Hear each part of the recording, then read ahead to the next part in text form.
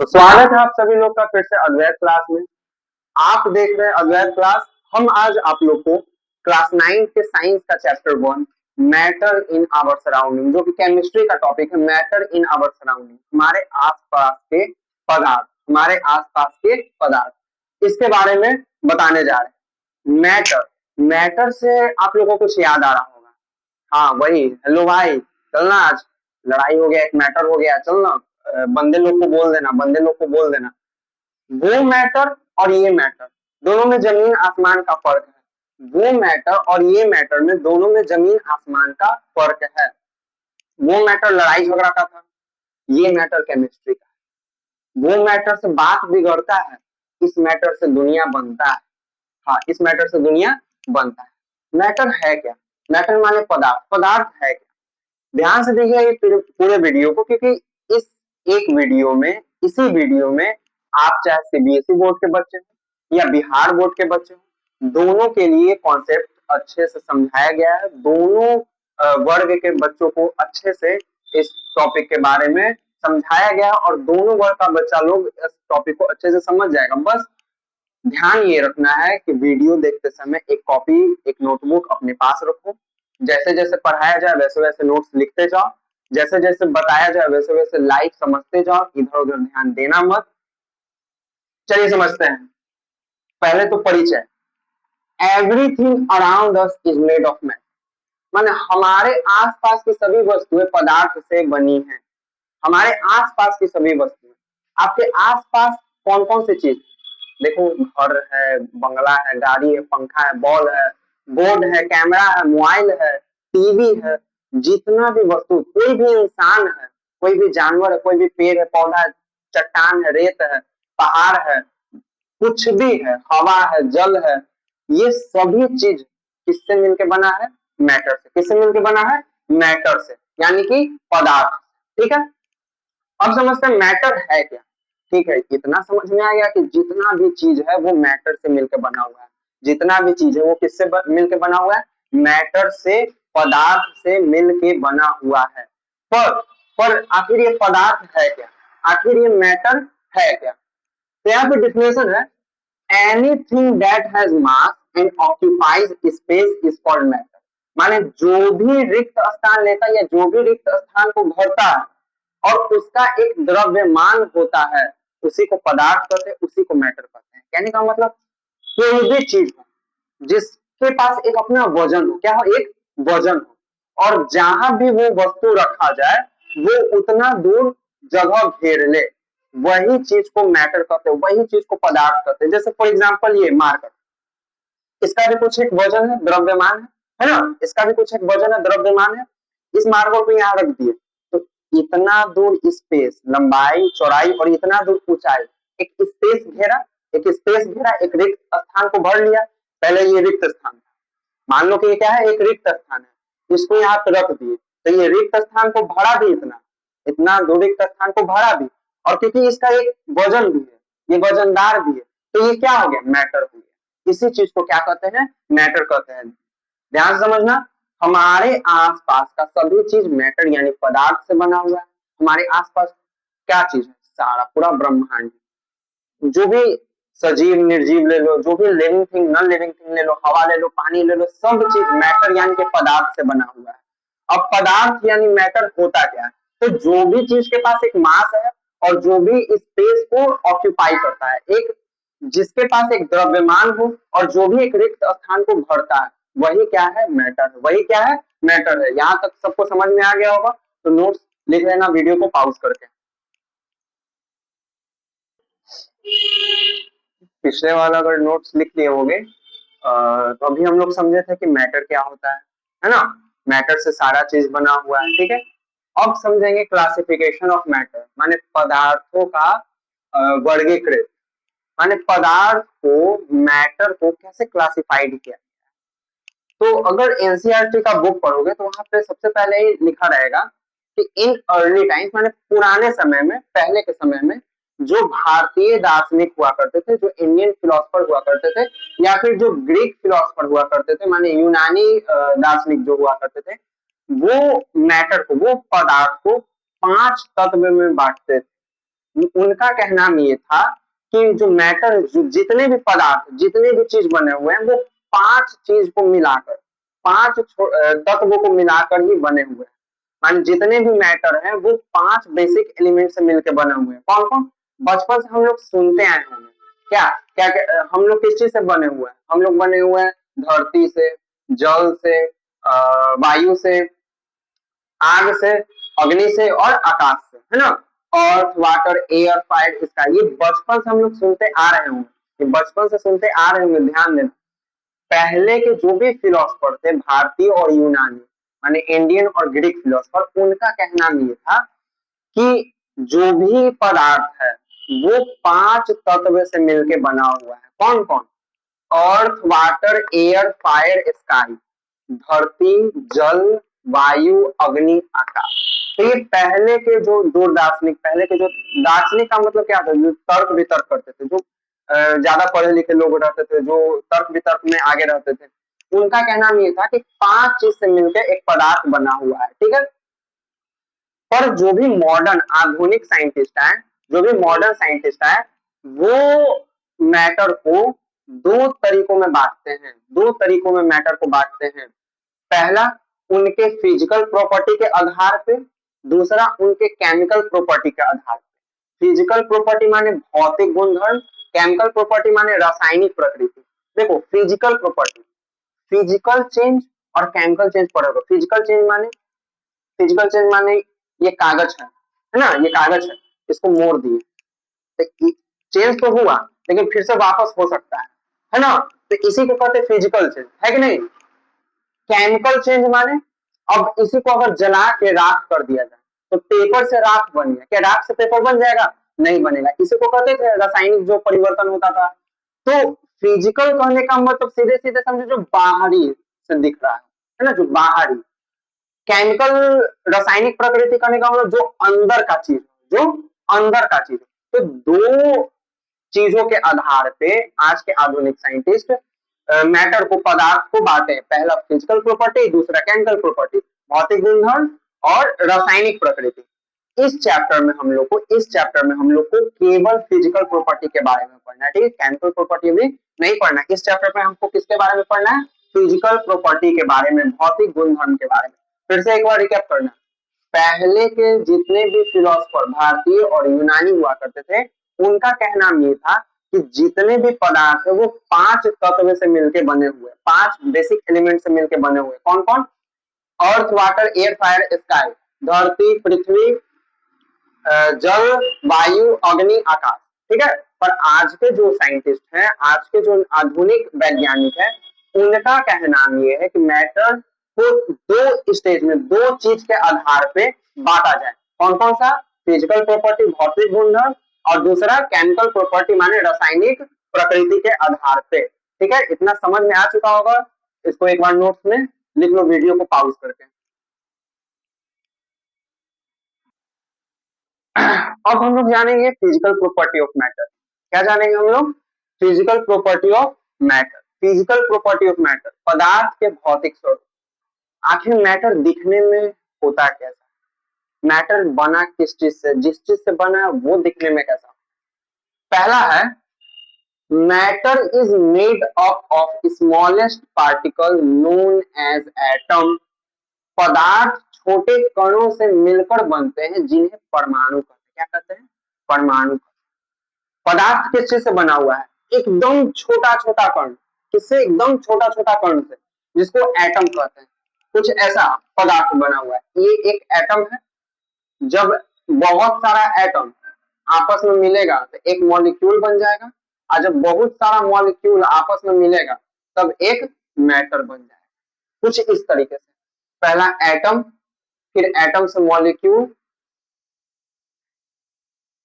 फिर मॉलिक्यूल से matter.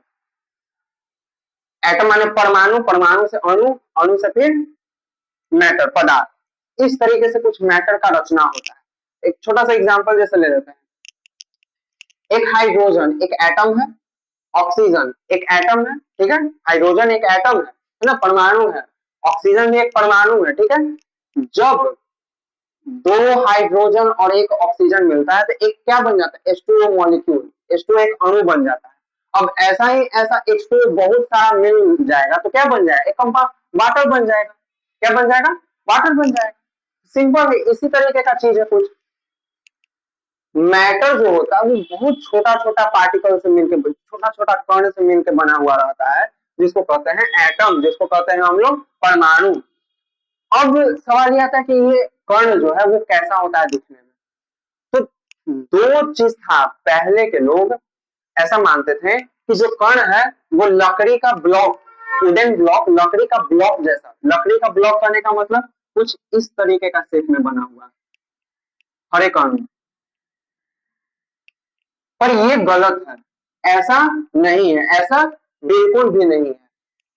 Matter का जो सबसे छोटा पार्टिकल है, एटम है, वो रेत, देखो रेत, रेत को जब ऐसे फ्लोर पे अपने फ्लोर पे बिछाना, उसका एक एक दाना देखना कैसा बिंदु बिंदु डॉट डॉट टाइप का होगा, होता है कि नहीं होता है, होता है ना।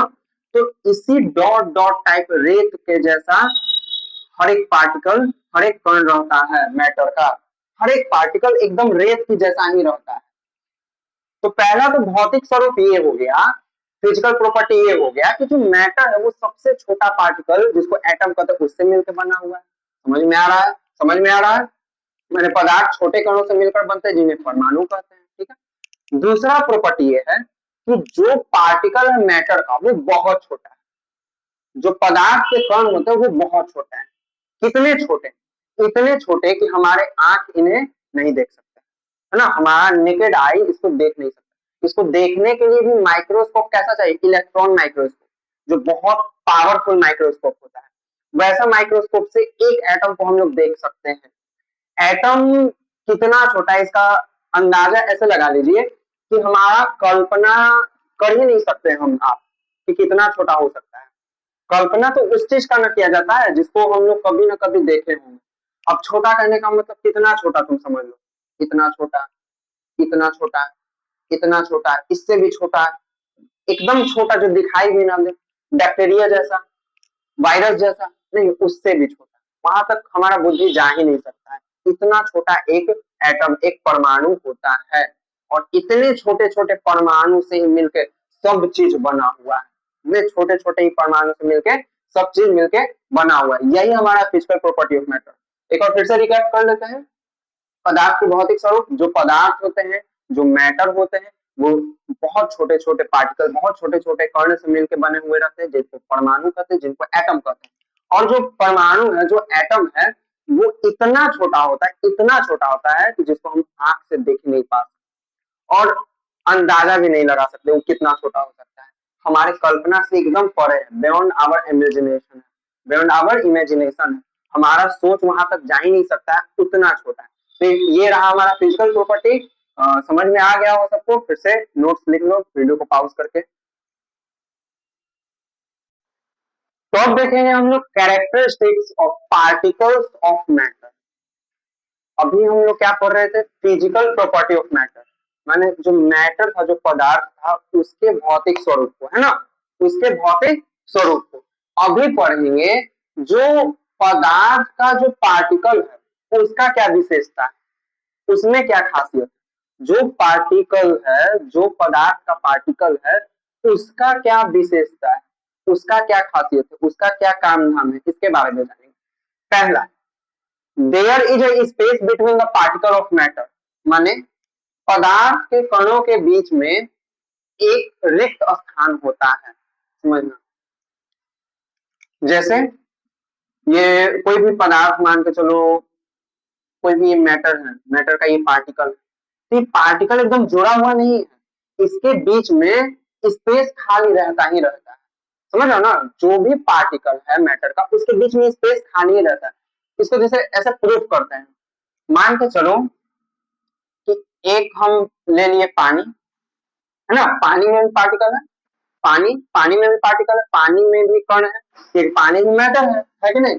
तो पानी में भी मान के चलो ये पानी का कण ले लो, तो हर कण के बीच में क्या है, एक स्पेस है, एक स्पेस है। अब इसमें हम चीनी डाल दिए, क्या डाल दिए, चीनी डाल दिए, क्या डाल दिए, चीनी डाल दिए, चीनी, चीनी डाल दिए, शुगर डाल दिए।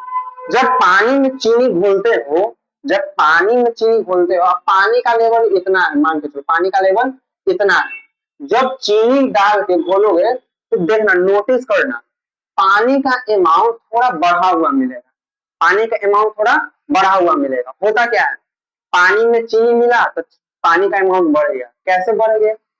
हुआ ये कि इस लिक्विड, इस पानी में भी, इस पानी में भी, इस पानी के कण के बीच में भी, इस पानी के पार्टिकल में भी बीच बीच में इसमें स्पेस है।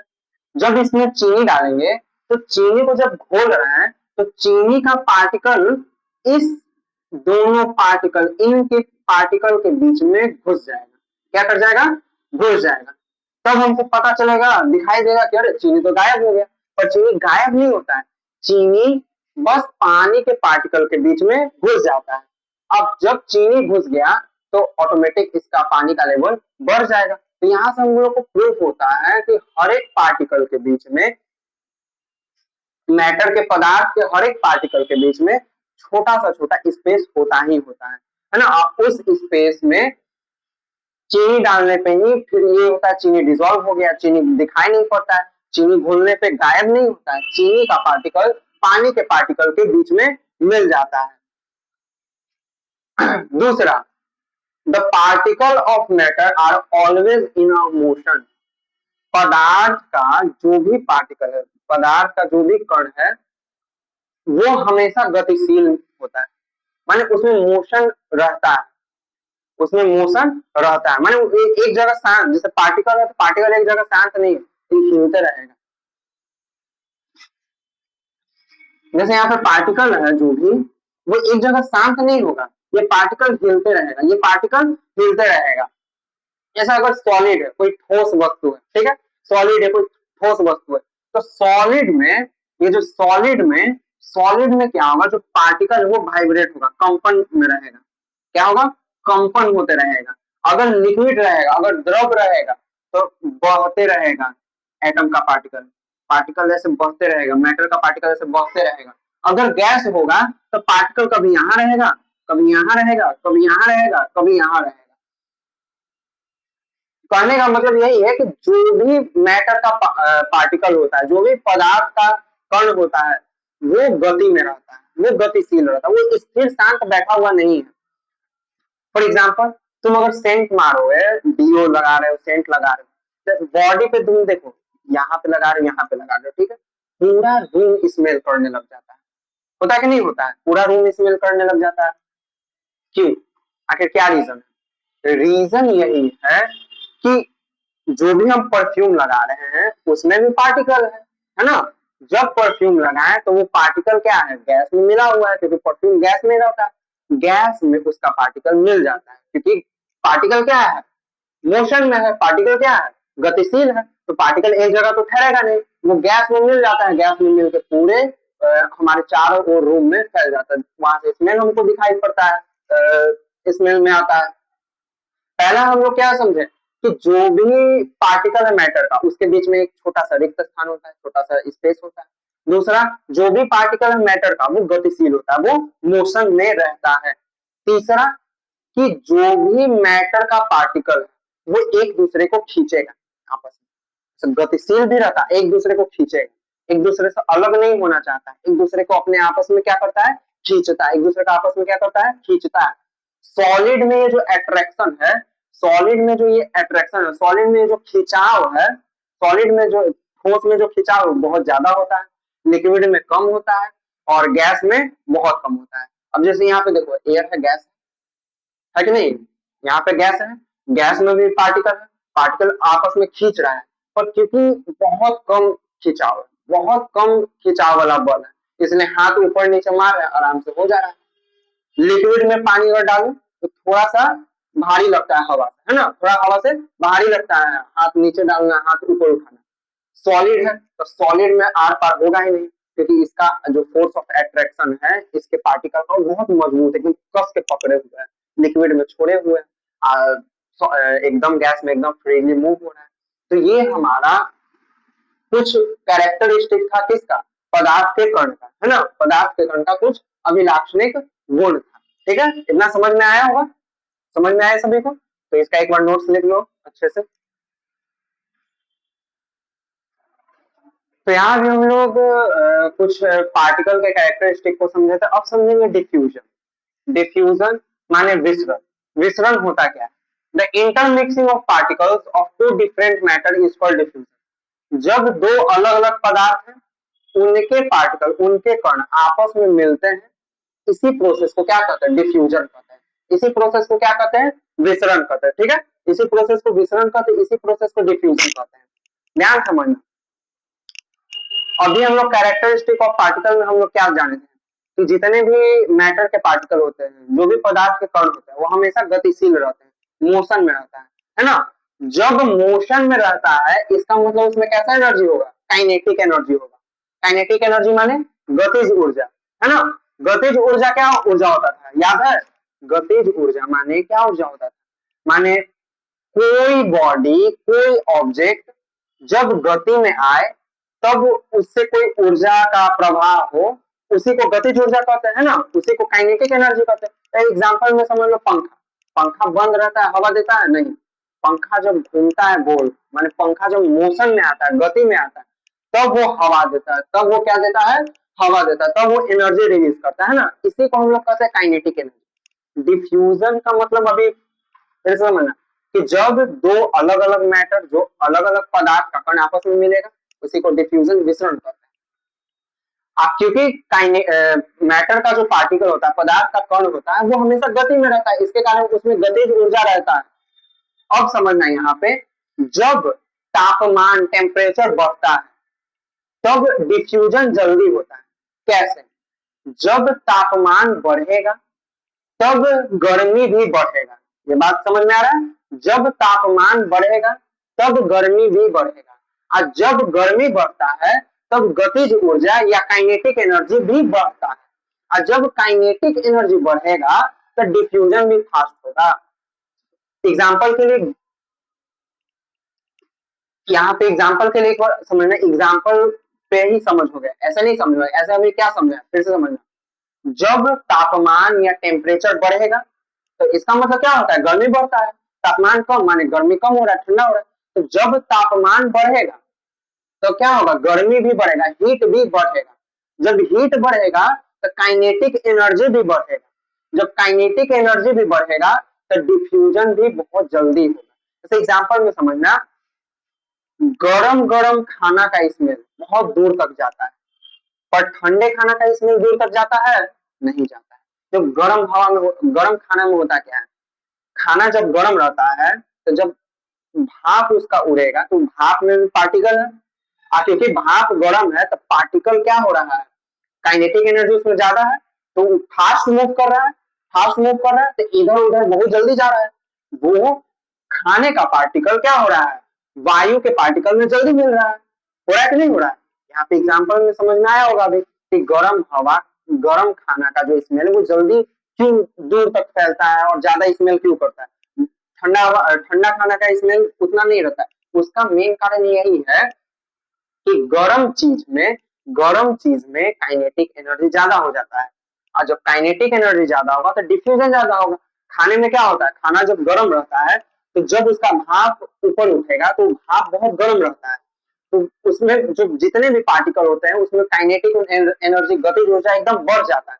जब गतिज ऊर्जा बढ़ जाता है, तो आसपास के जो भी वायु है, हवा है, उसके पार्टिकल से बड़ा जल्दी जल्दी मिलने लगता है। इस कारण से बहुत जल्दी गर्म हवा का जो स्मेल है, सुगंध है, वो दूर तक फैल जाता है। तो यहाँ तक डिफ्यूजन और विसरण समझ में आया होगा, है ना। इसको आराम से अच्छे से लिख लेना वीडियो को पॉज करके।